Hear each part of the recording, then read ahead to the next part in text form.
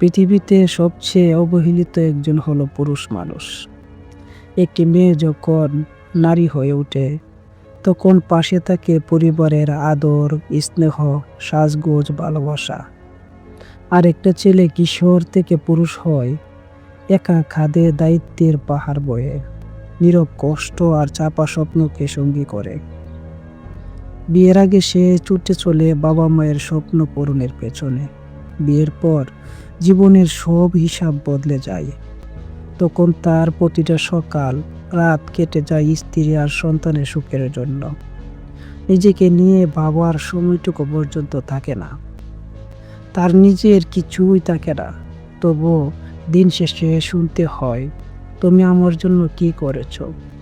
একবারও কেউ ভাবে না সে নিজেকে বিলিয়ে দিয়েছে। নিঃশব্দে নিরবধি, এটাই পুরুষের ভাগ্য। আর সমাজের সবচেয়ে বাস্তব সত্য, এটাই পুরুষ মানুষের জীবন।